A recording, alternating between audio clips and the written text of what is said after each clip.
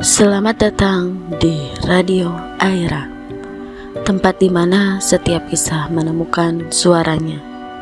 Di sini ada cerita horor yang membuat bulu kuduk merinding, kisah kehidupan yang penuh pelajaran, dan cerita rumah tangga yang mungkin pernah terjadi di sekitar kita.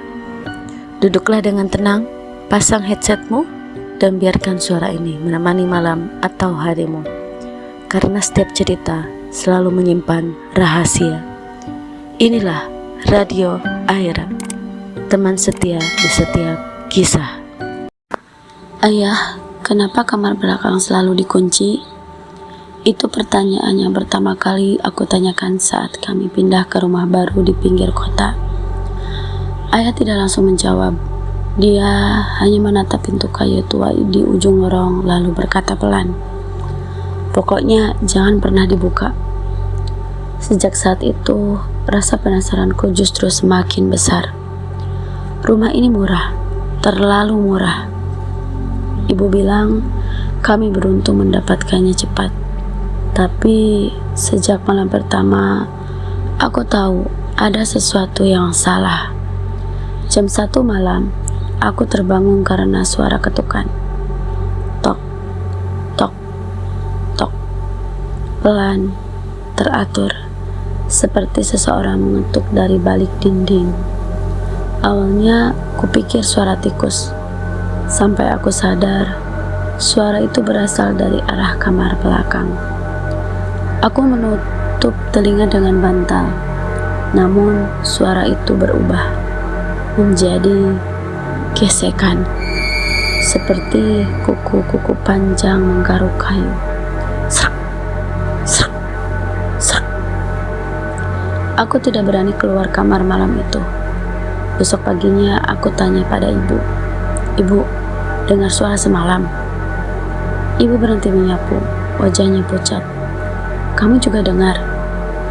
Jantungku langsung berdegup kencang. Sejak pindah ke sini, ibu sering dengar orang jalan di lorong, padahal ayah sudah tidur. Aku menoleh ke arah lorong. Siang hari, terang, tapi pintu kamar belakang tetap terlihat lebih gelap dari sekitarnya, seolah cahaya tidak berani menyentuhnya.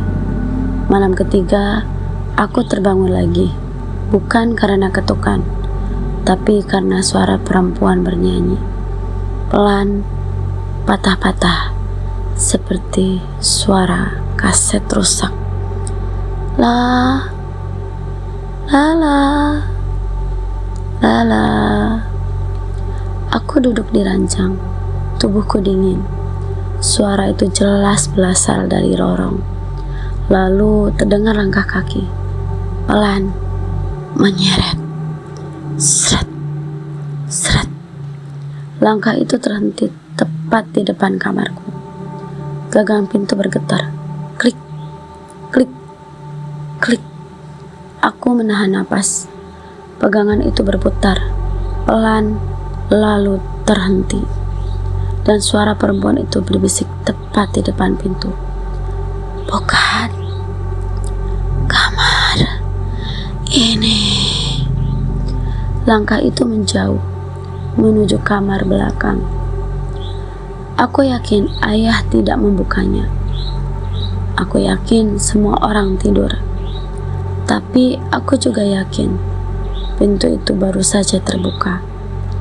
Keesokan paginya, aku nekat bertanya kepada ayah, "Ayah, apa yang ada di kamar belakang?"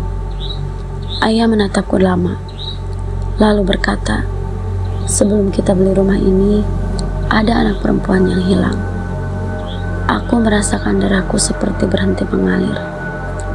Dia terakhir terlihat bermain di rumah ini. Polisi tidak pernah menemukannya. Aku menelan ludah dengan susah payah. "Lalu kenapa ayah beli rumah ini?" Ayah tersenyum tipis. "Karena murah." Jawaban yang seharusnya terasa biasa, tetapi entah kenapa membuatku merinding. Malam ketujuh, aku tidak tahan lagi. Pukul 12 malam, saat semua orang tidur, aku keluar kamar. Lorong sunyi, lampu redup berkedip pelan. Aku berada di depan pintu kamar belakang. Tanganku gemetar, tapi rasa penasaran lebih kuat dari rasa takut. Kunci pintu tergantung di gagangnya, padahal ayah bilang selalu menyimpannya. Tanganku bergerak sendiri memutar kunci, dan klik, pintu terbuka perlahan. Kriat, bau lembab langsung menyergap, bau tanah basah seperti kuburan. Di dalam hanya ada satu lampu kuning redup dan sebuah lemari tua. Aku melangkah masuk. Lantai kayu berdetik di setiap langkahku. Dan di tengah ruangan ada sesuatu yang membuatku membeku. Di lantai ada bekas cakaran, banyak sekali, seperti seseorang berusaha keluar dari bawah lantai. Napasku memburu. Aku mendekati lemari. Pintunya sedikit terbuka, dan dari dalam terdengar suara nafas. Pelan, berat. Aku menarik pintu lemari, dan kosong. Tidak ada apa-apa. Aku menghela napas lega, lalu mendengar suara dari belakangku. Suara anak perempuan, sangat dekat. Terima kasih sudah membuka pintunya. Aku menoleh perlahan. Lantai kayu di depan ruangan retak. Dari celah retakan muncul tangan kecil kotor keluar dari bawah lantai. Lalu kepala, rambut panjang menutupi wajah. Tubuhnya keluar perlahan, seperti merangkak dari kuburan. Aku tidak bisa bergerak. Dia berdiri tepat di depanku, lalu berbisik, "Aku sendirian di bawah sini. Lama sekali." Aku berteriak dan lari keluar kamar, menabrak ayah di lorong. "Ayah, ada anak!" Ayah memegang bahuku kuat-kuat. Wajahnya tidak kaget, tidak panik, justru tersenyum. Dia akhirnya keluar ya. Darahku terasa membeku. "Ayah, tahu?" Ayah mengangguk pelan. "Kita butuh seseorang untuk menggantikan dia." Aku mundur selangkah. "Ayah, maksudnya apa?" Ayah menatap ke belakangku. Aku perlahan menoleh. Anak perempuan itu berdiri di ujung lorong, tersenyum. Ayah berbisik pelan di telingaku, "Sekarang kamu yang tinggal di kamar belakang." Lampu lorong mati, dan sejak malam itu aku tidak pernah keluar dari kamar itu lagi.